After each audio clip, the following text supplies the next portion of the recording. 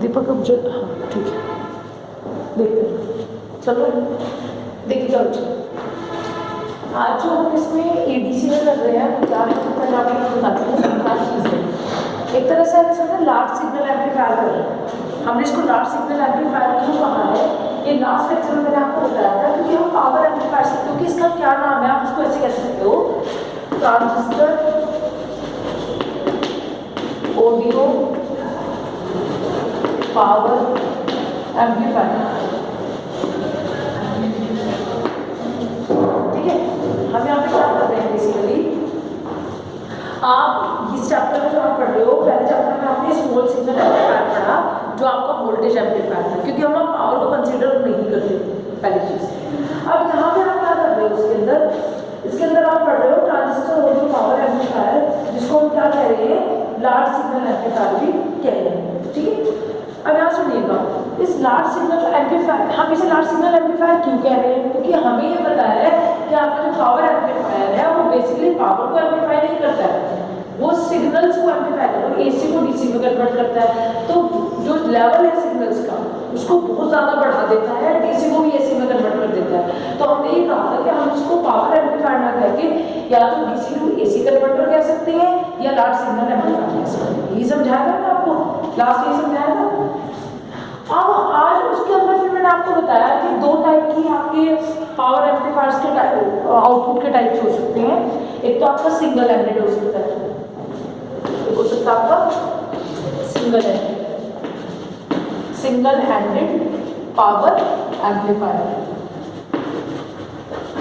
और दूसरा क्या है आपका डबल हैंडेड पावर एम्पलीफायर। ये था सिंगल हैंडेड पावर एम्पलीफायर में आप क्या करते हो, सारे के सारे ट्रांजिस्टर को लोड के सारे ट्रांजिस्टर को पैरेलल में कनेक्ट करके लोड में क्या कर देते हो, ड्राइव कर देते हो, और उसमें आउटपुट कैसे देते हो, जो आपका लोड है उसके एक एंड को आप क्या कर देते हो ट्रांजिस्टर, क्योंकि ट्रांजिस्टर और लोड सबके सब एक दूसरे के पैरेलल में है, तो उसके एक एंड को, एक सिरे को आप क्या करते हो, ग्राउंड कर देते हो परमानेंटली, और उसके सापेक्ष आप क्या लेते हो, आउटपुट लेते हो। मतलब कहने का मतलब यही होगा, एक से तो आप इनपुट ले रहे हो, एक से आप आउटपुट ले रहे हो, और एक लास्ट वाले टर्मिनल को, तो एक टर्मिनल को आप हमेशा क्या करते हो, कॉमन करते हो, जो आपने पढ़ा भी है, common ammeter, common base, common collector, ऐसे तो करते हैं। समझ आएगा ना। सिंगल हैंडेड पावर एम्पलीफायर में आप क्या करते हो, सारे के सारे ट्रांजिस्टर को पैरेलल में कनेक्ट करके, ठीक है, आप सीरीज में भी कनेक्ट कर सकते हो लेकिन उसका तरीका फिर दूसरा होगा। ठीक है, इसमें आप क्या करोगे, सारे ट्रांजिस्टर को पैरेलल में कनेक्ट करके लोड को ड्राइव करते हो, और एक एंड को आप क्या कर देते हो, परमानेंटली ग्राउंड कर देते हो, चाहे वो लोड हो और चाहे वो ट्रांजिस्टर। समझ आ गई मेरी बात। और यानी एक लोअर वोल्टेज में पहुंच गया, एक हायर वोल्टेज में पहुंच गया, एक प्लस हो गया, एक माइनस हो गया, यही बात है ना। ये तो हो गया आपका सिंगल हैंडेड पावर एम्पलीफायर। इसके अंदर फिर आपको बहुत सारी चीजें बताई गई थी, class A, class B, class C, फिर आपको ए बी भी बताया था मैंने। ठीक है, डबल हैंडेड पावर एम्पलीफायर में आप क्या करते हो, डबल हैंडेड पावर एम्पलीफायर में आपके जो ट्रांजिस्टर्स हैं उन ट्रांजिस्टर को आप सीरीज में कनेक्ट करते हो, यानी एक दूसरे के कॉम्प्लीमेंट, यानी एक ऑन होगा तो एक ऑफ होगा, एक ऑफ होगा तो एक ऑन होगा, जिसको हम पुश पुल एम्पलीफायर भी बोलते हैं। ये बताया था मैंने आपको। उसके बाद सिंगल हैंडेड में मैंने जो क्लास ए बताया, तो मैंने क्लास ए एम्पलीफायर के लिए आपको ये समझाया था, क्लास ए पावर एम्पलीफायर के लिए, कि इसके अंदर जो आपके आउटपुट होती है वो पूरे 360 डिग्री के लिए आती है। समझाई दे रही है मेरी बात। जो लोग नहीं आए तो सुन लें, क्लास ए, क्लास बी, ठीक है, क्लास सी और class A. Getting my point. तो क्लास ए पावर एम्पलीफायर में जो आपकी आउटपुट आएगी वो फुल किसके लिए आएगी, फुल आउटपुट के लिए आएगी, सॉरी फुल इनपुट के लिए आएगी, मतलब उसमें डिस्टॉर्शन नहीं होगा। It means if you are giving this, तो आपको आउटपुट भी कैसे मिलेगी, दिस। ठीक है, इसके अंदर आपका डिस्टॉर्शन नहीं होता, और इसमें आप क्या करते हो, जो क्यू पॉइंट है उसको अपने आउटपुट कैरेक्टरिस्टिक्स के बिल्कुल मिड में रखते हो। ये समझ समझाया था मैंने, ठीक है। अब क्लास बी में क्या होता है, क्लास बी में आपको मिलता है 180 डिग्री, इसके लिए 180 डिग्री है। इसमें क्यू पॉइंट या तो बिल्कुल ऊपर होता है या बिल्कुल नीचे होता है, तो या तो आपको ये आउटपुट मिलेगी फुल 180 के लिए मिलेगी बस, या फिर ये वाली, समझ आ रही है। उसके बाद आपका आता है क्लास सी। क्लास सी में क्या था आपका, क्या था क्लास सी में? क्लास सी में 360 से कम, ठीक है। तो इसमें अगर आप ये वाली वैल्यू दे रहे हो, ठीक है, इसमें कोई ना कोई पोर्शन आपका क्लिप जरूर होगा, ठीक है। तो इसमें आपका क्या हो जाएगी वैल्यू, ये आपकी वैल्यू ये आ जाएगी। तो आगे तो ये चाहिए थी, लेकिन आई आपकी ये है जो मैंने आपको ये बताया था 180 से ज़्यादा, ठीक है, क्लास सी में ये लिखाया था ना। और क्लास ए बी का क्लास, अच्छा हाँ ठीक, ये क्लास ए बी का, ये देखो इसमें शायद वो 180 से कम आएगा, क्लास सी में 180 से कम आएगा। तो 180 से कम आने का मतलब ये हो गया आपका, ये वाली वैल्यू आनी ये चाहिए थी, तो आप ये दे देते यहाँ से, लेकिन आपकी आउटपुट क्या आएगी, ये वाली, या फिर ये आनी चाहिए थी, ये दीजिए आपका ये, मतलब 180 से हमेशा कम आएगी, समझ आ गई मेरे पास। उसके बाद जो क्लास ए बी है, क्लास ए बी में आपको क्या होगा, क्लास ए बी में 180 से ज़्यादा और 3 क्लास ए बी 180 से ज़्यादा और 360 से कम, ठीक है। अब ठीक है, क्लास ए बी में 180 से ज़्यादा और 360 से कम, तो इसमें वही वाली बात आ जाएगी जो मैंने आपको बताया, इनपुट ये मिलेगी और आउटपुट जो है 180 से कम की कम पहुंच जाएगी, पूरा 180 भी आएगा, ठीक है, और 360 से भी क्या आएगा, कम। समझ आ रही है, क्लियर है? अभी नहीं समझ आ गया फिर आपको? तो ये था आपका पावर एम्पलीफायर। पुश पुल में आप क्या करते हो, सीरीज में कनेक्ट करते हो, एक को ऑन होगा एक ऑफ होगा, उसको हम दूसरा नाम देते हैं push pull amplifier. Push pull amplifier, ये आपके पूरे के पूरे जो एम्पलीफायर्स थे, सिंगल एंडेड और डबल एंडेड, उसकी कहानी। अब हमें करनी है डिटेल्स। डिटेल्स में आपकी क्या है, आप सुनो, आज एक को पूरा कंप्लीट करवाऊंगी इसका, फिर एक कल पूरा कंप्लीट करवाऊंगी, ठीक है। तो देखिए इसी के अंदर आपका जो है विदाउट डेरिवेशन हो रहा है इसमें, ये आपको सिंगल एंडेड, हाँ डिफरेंस बिटवीन, देखो क्या क्या हो चुका है उस difference between voltage and power amplifier अपनी बुक दो।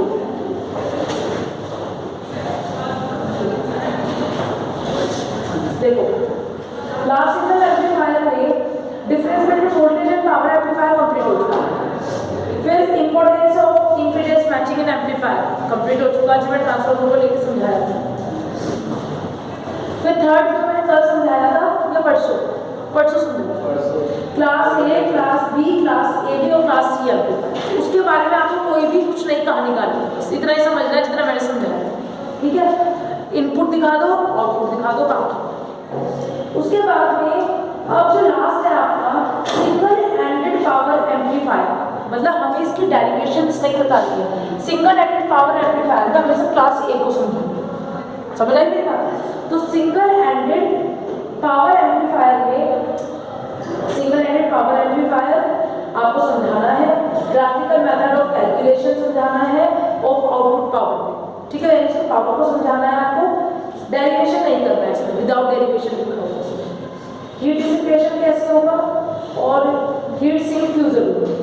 उसके बाद में एक आता है पुश पुल एम्पलीफायर और एक है कॉम्प्लीमेंट, ठीक है। इतना ही, तो आज मैं आपको कंप्लीट करा रही हूँ सिंगल एंडेड, यही बड़ा है।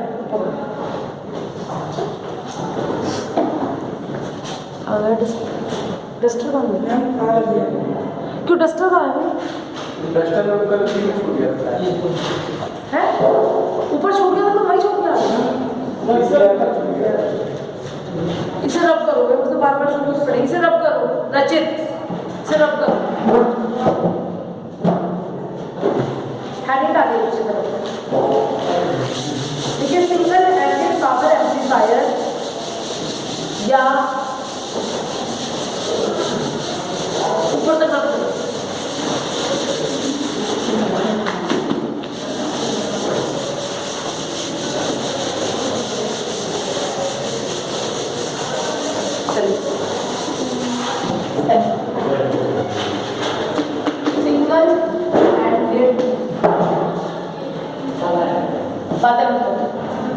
सिंगल एंडेड पावर एम्पलीफायर या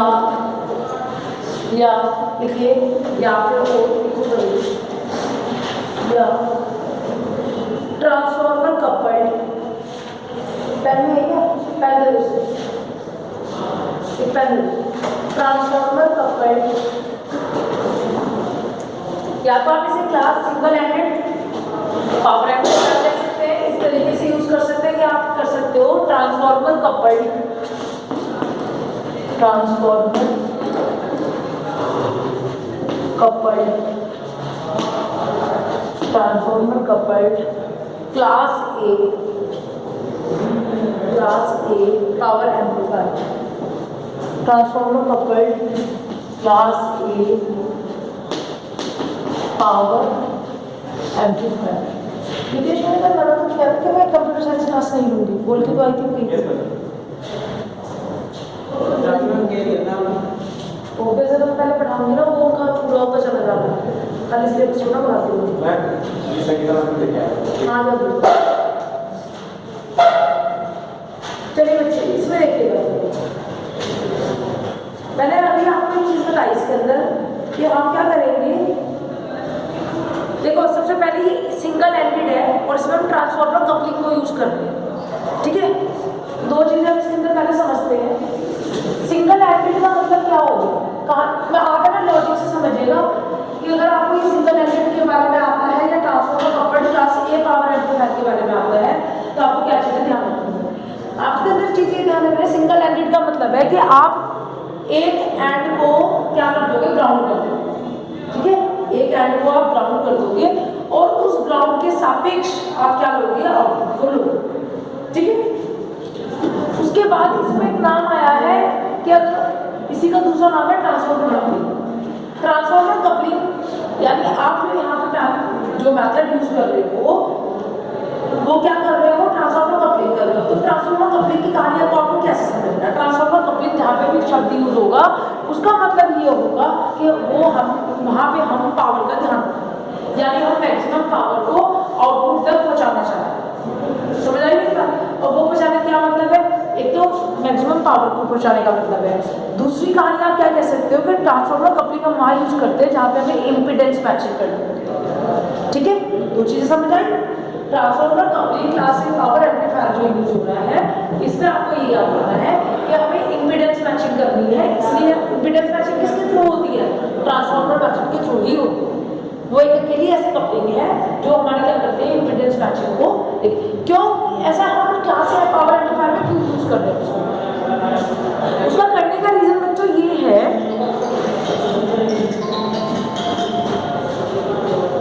हेलो हाँ,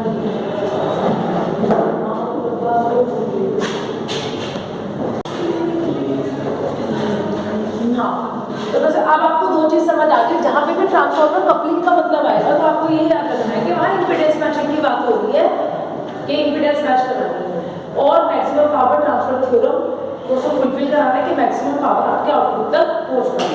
जब मैक्सिमम पावर कब आउटपुट पे पहुँचेगी, तो मैंने आपको बताया था जब RL बराबर RS के ऊपर या ZL बराबर ZS के ऊपर, मतलब सोर्स रेजिस्टेंस या सोर्स इम्पीडेंस आपकी लोड इम्पीडेंस के या लोड रेजिस्टेंस के बराबर होगा, ठीक है।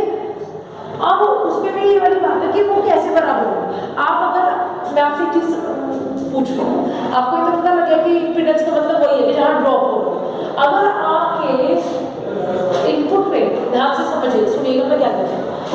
अगर आपकी इनपुट पे सोर्स पे इम्पीडेंस कम है, तब आपके आउटपुट पे पावर ज्यादा पहुंचेगी, या अगर आपकी इम्पीडेंस सोर्स इम्पीडेंस अगर ज्यादा हो तब आपके आउटपुट ज्यादा पहुंचेगा। अगर वो पहले ही ज्यादा होगी, अगर पहले ही वो कम होगी तो मैक्सिमम करंट तो आपकी इनपुट में फ्लो करनी शुरू हो जाएगी, तो आउटपुट तक कहाँ ज्यादा जा पाएगी। जब आपकी इनपुट पे रजिस्टर क्या होगी, रुकावट ज्यादा होगी, तब आपकी मैक्सिमम वैल्यू कहाँ तक जाएगी, आउटपुट तक जाएगी। ये अभी आपको मैं ऑपरेशनल एम्पलीफायर समझाऊंगी ना, तब आप उसमें देखेंगे कि जब ट्रांजिस्टर बनता है ना तो हम इनपुट करंट जो देते हैं ना, बायसिंग करंट जो देते हैं वो हम जीरो चीज़ को तब याद रखना कि मुझे समझाना है चीज़, ठीक है। तो अभी हम इतनी बात समझ लेते हैं तो कि इम्पीडेंस मैचिंग की वजह से हमें ऐसा करना है। और क्यों करना है? क्योंकि हम पावर एम्पलीफायर के साथ में आपका लाउड स्पीकर कनेक्टेड रहता है या ईयरफोन्स कनेक्टेड रहेगी। जैसे आपका फोन है, अब आप सुन रहे हो, एफएम चल रहा है, आप सुन रहे हो, तो एफएम क्या है? सिग्नल तो बाहर से ही आने ना। तो अगर पहले ही वहाँ मैक्सिमम करंट इनपुट में पहुँच गई तो आउटपुट में क्या मिलेगा? तो वहाँ पे हमें क्या करना होता है कि हमें अब पता लग रहा है पावर तो बहुत ज़्यादा है, हमारे ईयरफोन्स को इतने पावर की ज़रूरत थोड़ा ना है, हमारे ईयरफोन्स को इतने पावर की ज़रूरत थोड़ा ना है। जितनी हमारे लाउड स्पीकर को ज़रूरत है उतने हमारे ईयरफोन्स को ज़रूरत थोड़ा ना है। देखो दो चीज़ें हैं, दो लोड है। एक बार तो आपका पब्लिक एड्रेस सिस्टम हो गया, जैसे जहाँ पे हम कहीं पे डिक्लेरेशन कर रहे हैं, ठीक है, कुछ डिक्लेयर कर रहे हैं माइक पे, तो लाउड स्पीकर में सुनाई देगा। और एक क्या है, एक लोड क्या है, आपके ईयरफोन है। तो ईयरफोन को कितनी कम पावर की जरूरत होगी ना, समझ आ रही है मेरी बात? तो ये जो उत्तरदायित्व रहेगा ये पावर एम्पलीफायर का रहेगा कि वो डायरेक्टली आप डायरेक्टली वोल्टेज एम्पलीफायर का जो वैल्यू है वो डायरेक्टली नहीं दे सकते उसको लाउड स्पीकर को। तो हम क्या लेंगे? पावर एम्पलीफायर लेंगे। वो पावर एम्पलीफायर क्या करेगा? ट्रांसफार्मर कपलिंग के थ्रू पहले इम्पीडेंस मैचिंग करेगा उन दोनों के बीच में। पहले ट्रांसफार्मर कपलिंग वहाँ पे अरेंजमेंट क्या होगी, वहाँ पे प्रेजेंट होगी। और उससे क्या होगा कि पहले वो क्या करेगा, जितने सिग्नल आपके आए हैं वोल्टेज एम्पलीफायर से की स्टेजेस से, मल्टी स्टेज वोल्टेज एम्पलीफायर की स्टेजेस से, और जो आपके आउटपुट में जो डीसी लगी हुई है, पावर एम्पलीफायर से एसी को डीसी को एसी में कन्वर्ट करेगा। फिर देखेगा कितनी पावर की जरूरत है। तो वो काम किसका है? पावर एम्पलीफायर और लोड के बीच में जो कपलिंग मेथड यूज किया है वो आपने इस वजह से किया है कि जितनी जरूरत है उतनी पावर भेजे। क्योंकि आपको मैंने एक चीज कही थी कि आपके जो पावर एम्पलीफायर के जो इनपुट सिग्नल्स हैं वो कंट्रोलिंग का काम करेंगे, कितनी पावर आपके आउटपुट पे पहुंचनी चाहिए, कितनी नहीं पहुंचनी, कितनी कन्वर्ट होनी चाहिए, कितनी कन्वर्ट नहीं होनी चाहिए। समझ आई मेरी बात? समझ आ रही मेरी बात? तो अब इसमें आप दो चीजें लिखिए। देखिए मैं ना ये लाइन दोबारा नहीं लिख पा रही हूँ, पूरी की पूरी शॉर्ट में लिखूंगी, ठीक है? कि इसके बारे में कहीं इसमें, तो इसमें से मतलब है इस पूरे में, ठीक है? इस एम्पलीफायर में, इस क्लास ए एम्पलीफायर में आउटपुट के एक एंड को आउटपुट के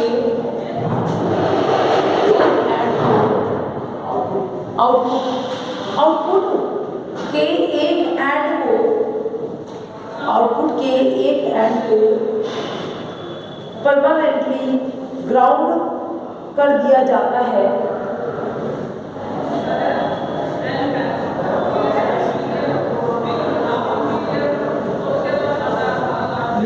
और उसके सापेक्ष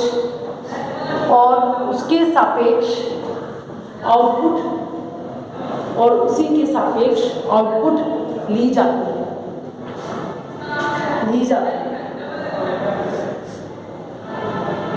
अब नेक्स्ट पॉइंट देखिए, आपको अभी याद हो जाएगा मैं क्या कह रही हूँ, ठीक है? नेक्स्ट क्या हो जाएगा बच्चे, जरा सुनिएगा। नेक्स्ट क्या हो जाएगा कि आपको पता है कि क्लास ए पावर एम्पलीफायर में आउटपुट पूरा फुल स्विंग करती है, ठीक है? देखिए इसमें आउटपुट पूरे 360 डिग्री के लिए मिलती है। इसमें आउटपुट पूरे पहला क्या है, परमानेंटली ग्राउंड वन है। दूसरा क्या है, output receive for full 360 degree cycle, यही मतलब है। फिर तीसरी चीज क्या आ जाएगी, इट मीन्स 360 डिग्री पे कम मिलेगी आपकी आउटपुट। आपने इनपुट पे वैल्यू दी, आपने इनपुट पे, आप नोट मत किया करो, मैंने सुना पड़ा, आपने इनपुट पे वैल्यू दी, फिर आपके आउटपुट भी एज इट इज मिल रही, तो कब मिलेगी, जब आपने क्यू पॉइंट को मिड में रखा।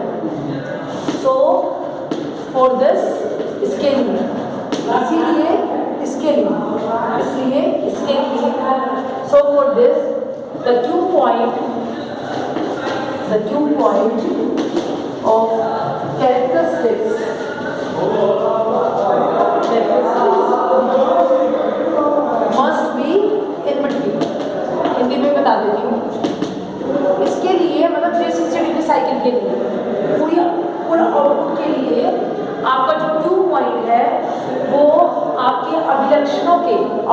डायरेक्शन के बिल्कुल इसमें होना चाहिए, मिड में होना चाहिए, मतलब क्यू पॉइंट बिल्कुल मध्य में होना चाहिए, तभी आपको क्या मिलेगी, ये आउटपुट मिलेगी। आपको समझ नहीं आ रहा है?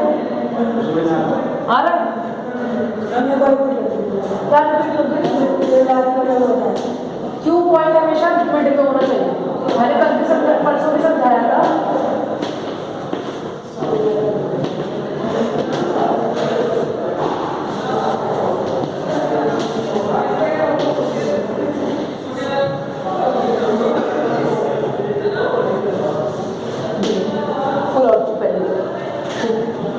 समझ आ रही है? क्यू पॉइंट अगर मिड में होगा ना तो तभी तो वैल्यू पूरी आएगी आपकी। अगर क्यू पॉइंट ये ऊपर खिसक जाएगा तो ये वाली जो लाइन अगर आप इसको यहाँ दिखा दें, ये समझिए, अगर आप इसको यहाँ दिखा दें, मैं बार बार समझाऊंगी, अब एक बार समझो।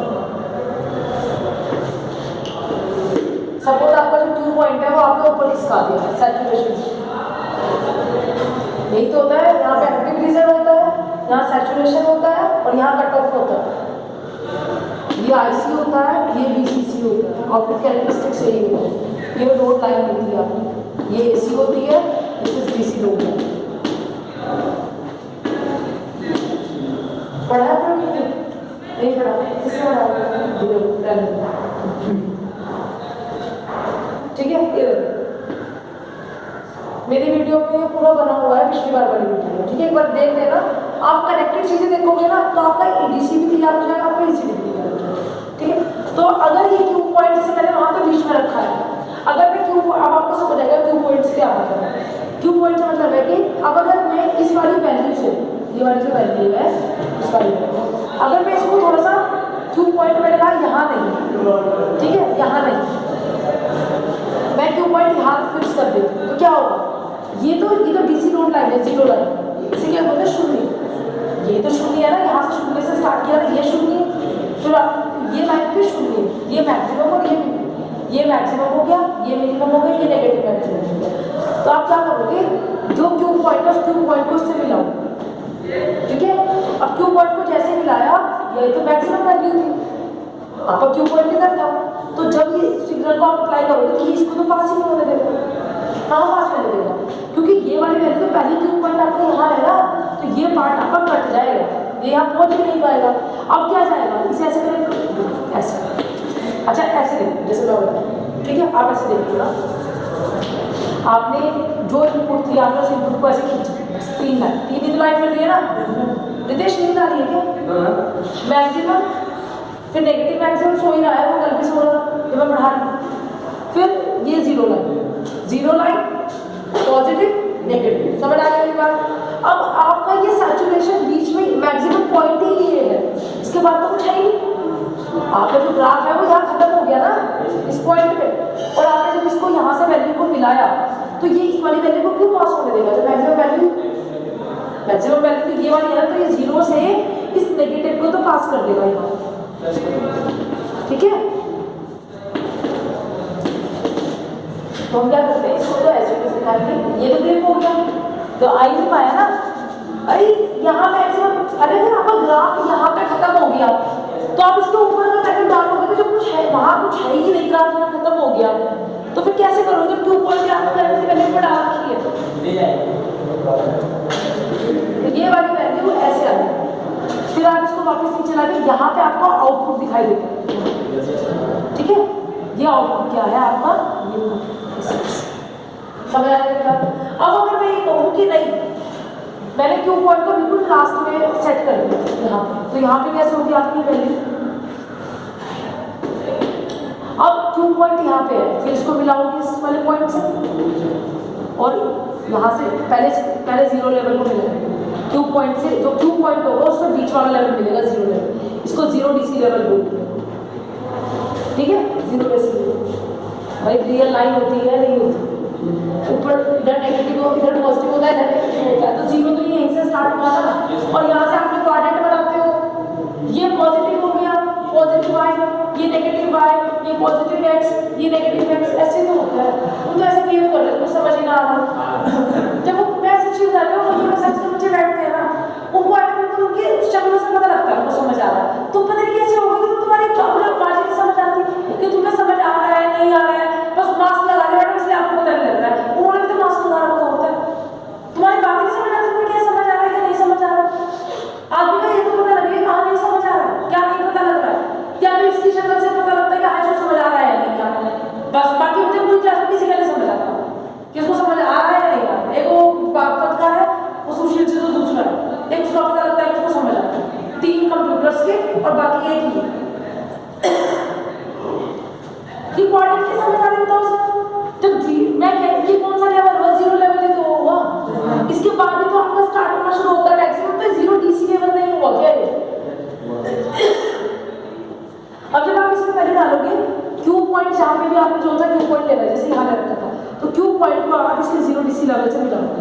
मिलाने के बाद ऐसे डायगोनल की लाइन खींचो, फिर आपने क्या किया, ये पॉजिटिव था इसका, खींचा, तो ये आपका ऐसे हो गया। अब नेगेटिव कहाँ खींचूंगी, ये तो यहाँ खत्म हो गया जीरो लेवल के बाद, नेगेटिव तो मैंने कुछ लिया ही नहीं नीचे, नीचे कहाँ लिया मैंने, ये तो क्यू पॉइंट के बाद में अगर खत्म हो गया ना तो कुछ नहीं मिलेगा। अगर आप इसको ड्रॉ भी कर दो तो आप इसको दिखा नहीं सकते, क्योंकि हमारा लेवल जीरो लेवल के बाद में खत्म ही हो गया ना, क्यू पॉइंट के बाद में कुछ जगह ही नहीं बची ना इस वाले में। तो ये वाली वैल्यू ये ऐसे होगी, तो इस टाइप में ये पॉजिटिव को पास करें। हाँ समझ आ गई बात, इसको पास ही नहीं करेगा, समझ आ गई मेरी बात। तो ये वाली जो चीज़ है इसको मैं बता दूँ, ठीक है। Class A class B single ended, इसको हम सिंगल एंडेड बोलते हैं। आपने या तो बिल्कुल एक तरफ कर दिया या एक तरफ बिल्कुल नीचे दे दिया, तो एक एंड तो इधर भी हो गया ना, अगर आप मिड में कर रहे हो तो वो दूसरा है। समझ आ रही है मेरी बात, क्लियर है। तो इसके अंदर आप इसको फिर रब करोगे, रब नहीं करूँगा मैं, क्या करूँगी मैं इसका ये जो है ये यहाँ मिड से मिलेगा ना 2 पॉइंट से, जैसे इसने मिलाया ये वो मैंने बीच में सिखाया था भाई, वो बीच में सिखाया था। हाँ वो ठीक है, वो इसी से रखते हैं। ये मैंने ऊपर बना दिया क्योंकि मैंने ऊपर नहीं बनाया, पहले मैंने यहाँ समझाया, इसी में मैंने दूसरा समझा दिया था, फिर मैंने इसको दोबारा समझाया, तो ये नीचे ही आया, फिर इसको रख करना आगे लिखो। और अगर क्यू पॉइंट, अगर क्यू पॉइंट मिड में होगा तो पॉजिटिव भी आएगा और नेगेटिव भी आएगा। तो क्लास या पावर एम्पलीफायर में आपको 360 डिग्री मिल जाती है, तो उसके लिए आपको जो क्यू पॉइंट है वो बिल्कुल मिड में रखना है। अगर आपको आप एक कह रहे हो तो क्लास या पावर एम्पलीफायर को यूज कर रहा हूँ, तो क्लास या पावर एम्पलीफायर में क्या होगा, आपका आउटपुट पूरे फुल 360 डिग्री के लिए आता है, उसके लिए क्यू पॉइंट बिल्कुल मिड में होना चाहिए। दूसरा पॉजिटिव को पास करेगा, वो नेगेटिव को पास करेगा। लिखिए जरा इसके आगे। हाँ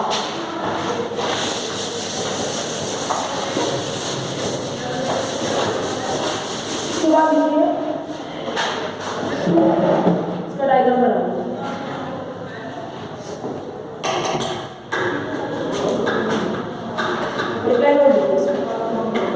आउटपुट लेने के लिए, आउटपुट लेने के लिए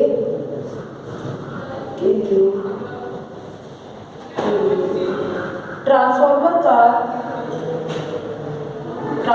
का यूज किया जाता है ताकि ट्रांसफार्मर का यूज किया जाता है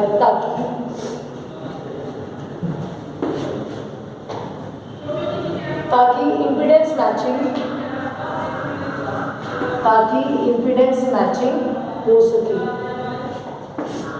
ताकि इम्पीडेंस मैचिंग हो सके।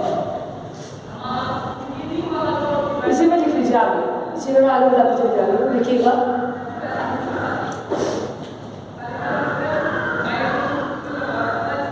देखिए ट्रांसफार्मर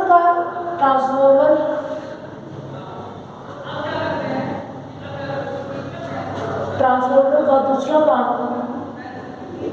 मैक्सिमम पावर को, ट्रांसफार्मर का दूसरा काम मैक्सिमम पावर को प्रोवाइड करना भी होता है।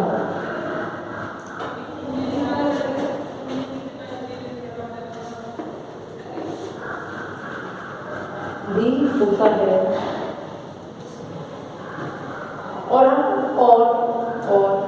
ट्रांजिस्टर के लोड पर, और ट्रांजिस्टर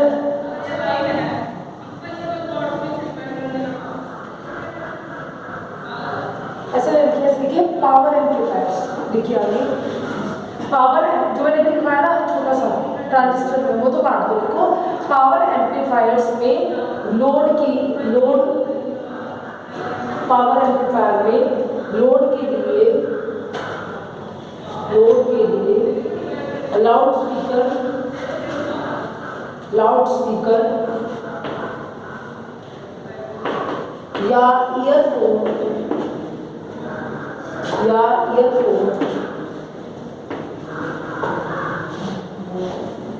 स्पीकर या ईयरफोन कुछ भी प्रयोग किया जा सकता है। कुछ भी प्रयोग हो सकता है, बेसिकली कुछ भी प्रयोग हो सकता है।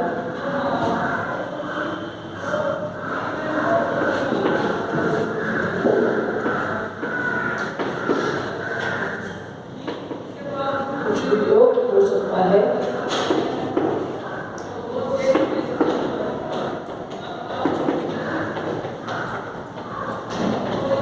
इसीलिए अब इसको लाइव में समझ लीजिएगा, आप खुद ही समझ आ जाएगा जब आप इसको पढ़ोगे।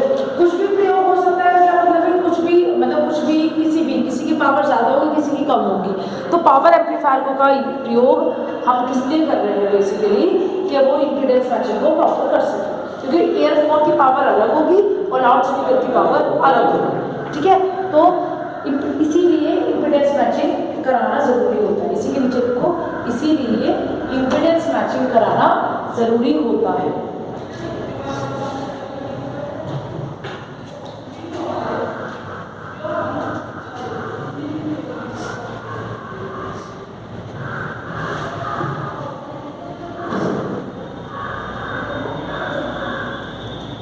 अगर सुनो, मैंने आपको ये बताया था कि मैं सिंगल एंडेड पावर एम्पलीफायर को डालूंगी, ये बताया, या फिर मैंने इसको दूसरा नाम दिया ट्रांसफार्मर का प्लेसमेंट, ठीक है। तो आपको ये पता लग गया कि क्लास ए पावर एम्पलीफायर में हमें 2 पॉइंट को हमेशा मिड में रखना पड़ेगा, तो 360 डिग्री तक पूरा स्विंग करेगा, ठीक है। अब केवल क्लास ए पावर एम्पलीफायर एक ऐसा एम्पलीफायर है जो क्या करता है 360 डिग्री के लिए आउटपुट देता है, ठीक है, लेकिन उसकी एफिशिएंसी कम होती है। आप एफिशिएंसी को बढ़ा सकते हो, वो एक अलग मेथड होगा, वो मैं बाद में बताऊंगी इसमें। तो इसका जो डायग्राम है आपको ये तो पता है कि एम्पलीफायर चाहे कोई भी हो, चाहे तो वो वोल्टेज एम्पलीफायर भी हो सकता है, वो पावर एम्पलीफायर भी हो सकता है। किसका फर्क आता है कि उसकी पैरामीटर्स का फर्क आता है। एक में बीटा हमें ज़्यादा चाहिए, एक में बीटा हमें कम चाहिए, ठीक है। एक में हम बेस को मोटा रखते हैं, एक में हम बेस को पतला रखते हैं, ऐसे ही होता है।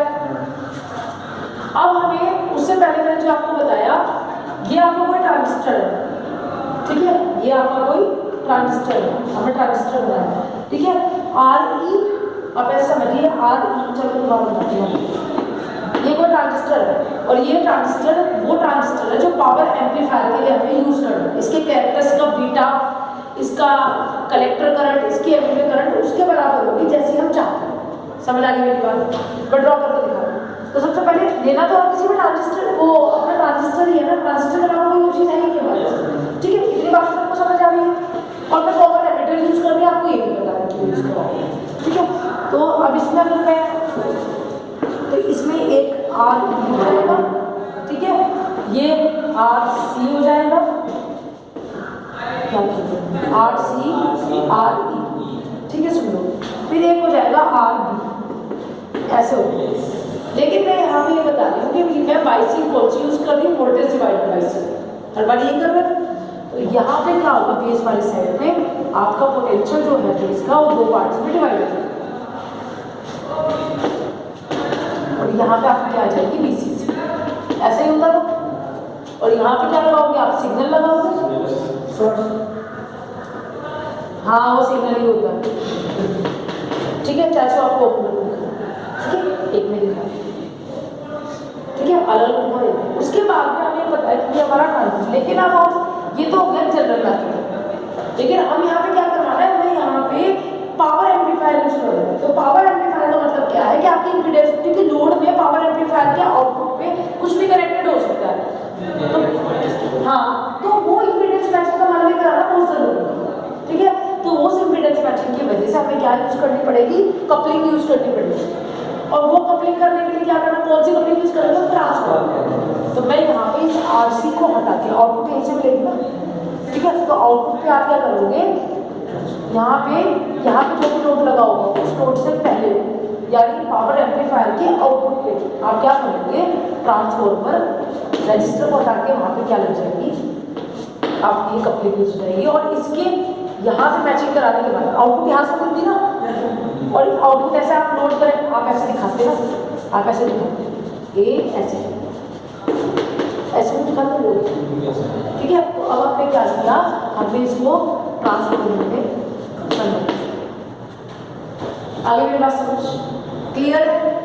ये आपका क्या हो गया, डायग्राम बराबर।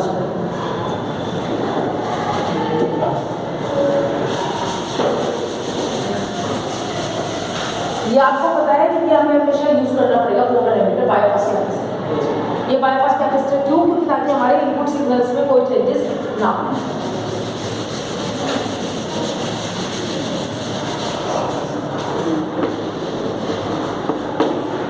दिस इज लाउड स्पीकर, या कुछ भी आप लोड करें, लाउड स्पीकर और लोड कहना ज़्यादा अच्छा है।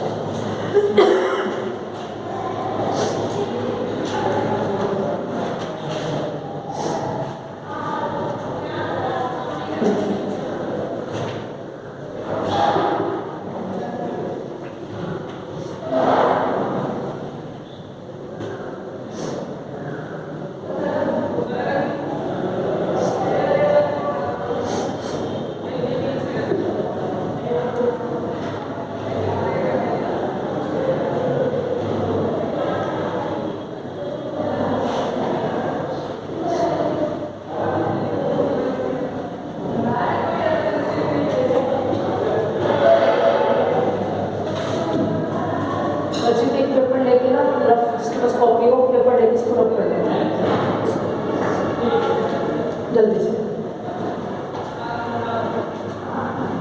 प्रोटीन तो दे दो, डबल पेज बना दो।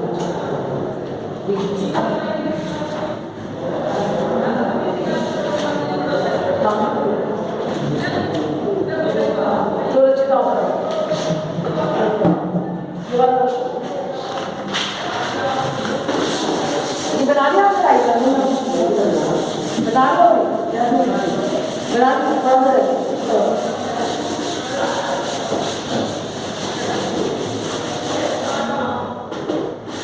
देखो, अगर मैं तुम्हारे से नॉर्मली पूछूं कि अगर लाउड स्पीकर लगा है, अगर लाउड स्पीकर लगा है, आप देखो छोड़ दो सेशन। अब मैं कह रही हूँ आपको ये तो पता लग गया कि लोड हमेशा ना सुनो, जुदा क्या सुनो, लोड हमेशा ट्रांसफार्मर की सेकेंडरी वाइंडिंग में ही लगा होगा, ठीक है।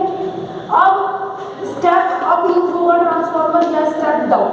स्टेप डाउन का मतलब है कि आपकी इनपुट पे तो आपकी वोल्टेज ज़्यादा थी और आउटपुट में वोल्टेज आपकी कम। ये तो हो गया स्टेप डाउन। और स्टेप अप इसका उल्टा हो गया, इनपुट वोल्टेज तो कम थी और आउटपुट वोल्टेज ज़्यादा, ठीक है। अब अगर लाउड स्पीकर है तो हमें पावर यहाँ पे ज़्यादा चाहिए, तो आप कुछ करोगे स्टेप अप। और अगर आप में से ईयरफोन्स हो गए तो वहाँ से स्टेप समझ आ गई मेरी बात, क्लियर है। अब ये इतनी कहानी थी इसकी, अभी एक डेरिवेशन परिवेशन कराना होगा, ठीक, ग्राफिकल मेथड समझाना, वो भी मैं आज सीखूंगी। अब इसी के अंदर हम अब क्या कर रहे हैं, इसके मेरिट्स और डीमेरिट्स, गुण और दोष लिख लो, गुण और दोष, गुण और दोष। इसके गुण क्या है? इसके गुण ये है, सुन लो, आपको 1 मिनट में याद हो जाएगा, नहीं लिखने की जरूरत, पहले सुना करो। मेरिट्स इसके क्या है या गुण इसके क्या है कि इसमें जो आउटपुट मिलती है वो पूरे 360 डिग्री के लिए मिलती है। मतलब जैसे इनपुट दे रहे हो वैसे एग्जैक्टली आपको आउटपुट मिलेगी, मतलब कोई भी विरूपण नहीं होता, कोई भी डिस्टोर्शन नहीं होता। लेकिन अगर जैसे मैंने बताया था कि 180 डिग्री के लिए मिलता है, तो आप सिग्नल तो आप यही दे रहे हो ना, सिग्नल तो यही दे रहे हो, लेकिन क्लास बी में क्या हो रहा था, आपको या तो यही मिल रहा था 180 डिग्री या फिर यही मिल रहा था, तो आधा तो कट गया ना। तो ये सिग्नल तो यही मिलता है ना आपको। अरे मैं पढ़ा तो सबको बराबर कर लूँ ना। अब किसी के नंबर कोई फेल होगा, कोई पास होगा, किसी के बहुत अच्छे नंबर आएंगे, तो वो क्या डिपेंड करते हैं कि वो प्रोसेस कैसे हो रहा है। किस सिग्नल तो आपको हमेशा यही आएगा, सिग्नल तो हमेशा यही आएगा, सप्लाई तो हमेशा यही आएगी, ठीक है। अब तो इसका फायदा ये है क्लास ए पावर एम्पलीफायर का कि इसमें जो आपकी आउटपुट आती है वो विदाउट डिस्टॉर्टेड मिलती है, मतलब बिना विरूपण के मिलती है, ठीक है। लेकिन इसका दोष क्या है? दोष इसका ये है कि इसकी एफिशिएंसी बहुत कम होती है, क्योंकि इसकी पावर बहुत कम होती है, पावर इसकी बहुत कम होती है। जब पावर कम होगी तो वैसे एफिशिएंसी कम होगी, output power divide by input power, ठीक है। तो आप इसमें लिख लीजिए, गुण में लिख लीजिए, आउटपुट पूरे 360 डिग्री के लिए मिलती है, इसीलिए कोई डिस्टोर्शन आउटपुट में नहीं मिलता, डिस्टोर्शन या विरूपण आउटपुट पर नहीं मिलता।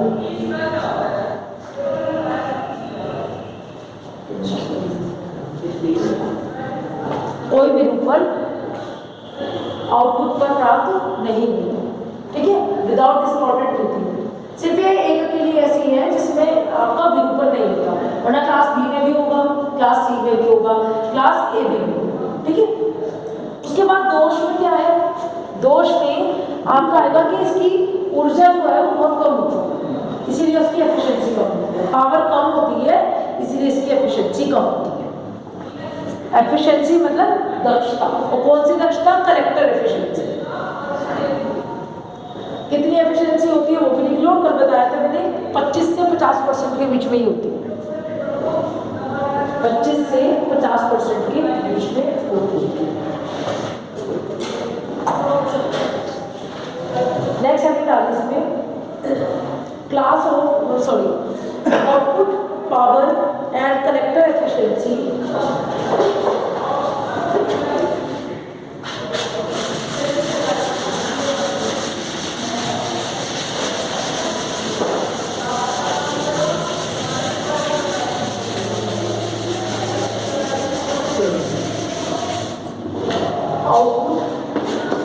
पावर एंड कलेक्टर एफिशिएंसी, मैं शॉर्ट में लिख लूँगा, आप चाहो तो मैं लिख सकते हैं।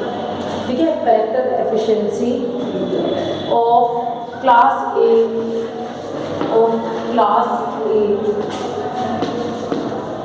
Power amplifier.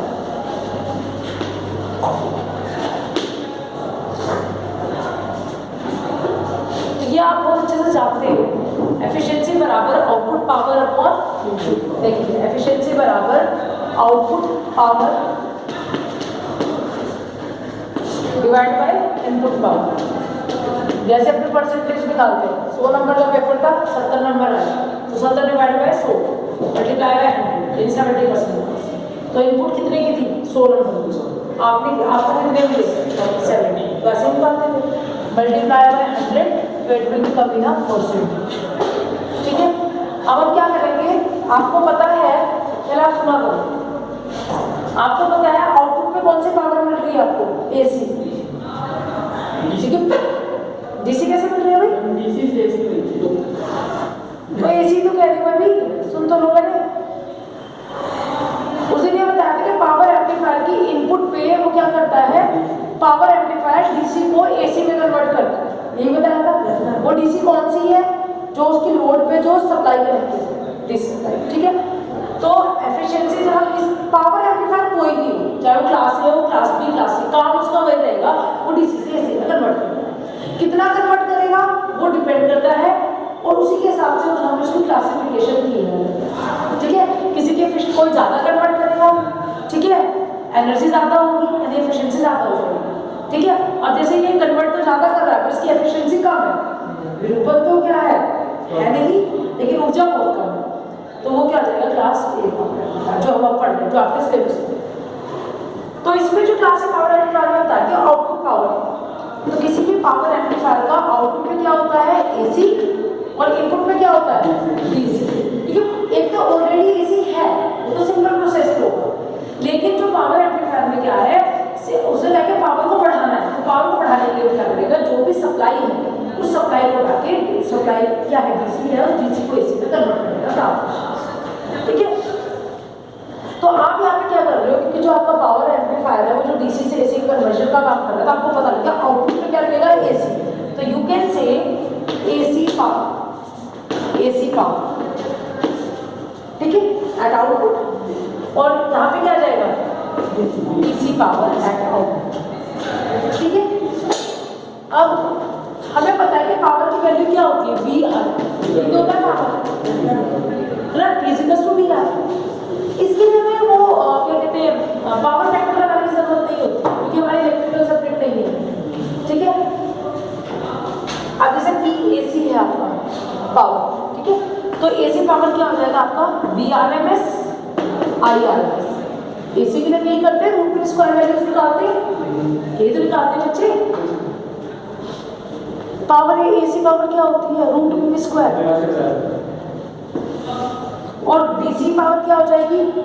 P equals to वही देखो वी आई, तो V की वैल्यू VCC कल भी बताया था, और I की वैल्यू IC@Q। ठीक है, VCC और आईसी, क्योंकि आप जो ट्यूब पॉइंट ये तो निकाल दो ना, ये तो आईसी होता है और ये क्या होता है बीसीसी आउटपुट कैरेक्टरिस्टिक। समझ आ गया? क्लियर है? नोट कर दो इसको जल्दी से। अब आईसी क्यू का मतलब वही है ट्यूब पॉइंट, तो सब कुछ नहीं, वो डीसी के लिए यूज होता है।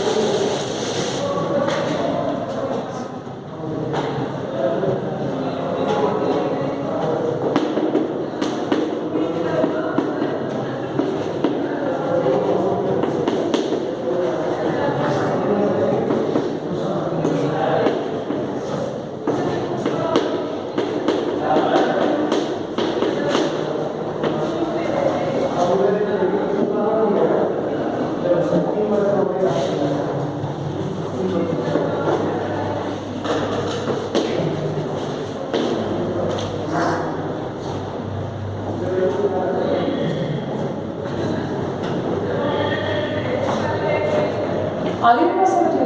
फिर आपको निकालना है, अभी इसकी वैल्यू तो हमें साफ साफ नजर आ रही है, हमें आरएमएस और आईआरएमएस और वीआरएमएस निकालना है। तो वीआरएमएस के लिए क्या करेंगे आप, पावर ऑफ आप देखिए ये निकालना है, power AC equal to VRMS, IRMS सुन लो मैंने, power of AC power is equal to DCE और आईसी है, मतलब अब एसी पावर में तो कलेक्टर उसकी तो निकाल लो ना कलेक्टर साइड से, मतलब जो आप आउटपुट ले रहे हो और ये यहाँ पे ये कर दो, ये कहानी कर रहे हो, तो ये क्या है कलेक्टर है और ये क्या है एमिटर है। आउटपुट कहाँ से मिलती है, कलेक्टर से एमिटर। समझ आ रही है? तो यहाँ पे आपको क्या लिखोगे, वी आर एम एस हो जाएगी आपकी वीसीई आरएमएस और आईसी आरएमएस, ठीक है, कलेक्टर करेक्ट। अब आपको ये पता है इसमें, क्योंकि आप इसको वीसीसी नहीं कर सकते, वो आप इसके नहीं कर सकते क्योंकि वीसीसी आपने डीसी पावर है। समझ आ गई? एसी की बात करो, एसी पावर के लिए हम क्या करते हैं, जब भी हमें कोई आरएमएस वैल्यू निकालनी होती है, कोई भी आरएमएस वैल्यू, तो हम क्या करते हैं 1/2 peak to peak value of DC divide by under. ये देखो क्या आपको याद हो, मैंने आपको बताया 1/2 और जो भी है, ठीक है, लिख लो उसको, पीक टू पीक वैल्यू जैसे मैंने लिखा है वैसे लिखिए। ये लिखने के बाद आप सीधा इधर रख देंगे कैसे वैल्यू निकलती है, तो आपको समझ आ जाएगा।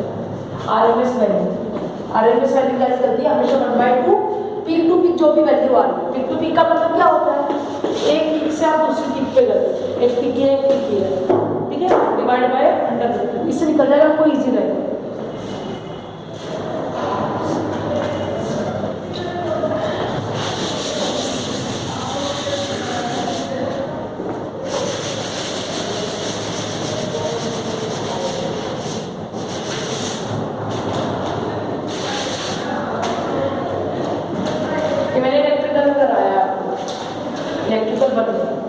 लास्ट में समझाया था, इंस्टेंटेनियस वैल्यूज को समझाया था, फॉर्म फैक्टर समझाया था, पीक फैक्टर समझाया था।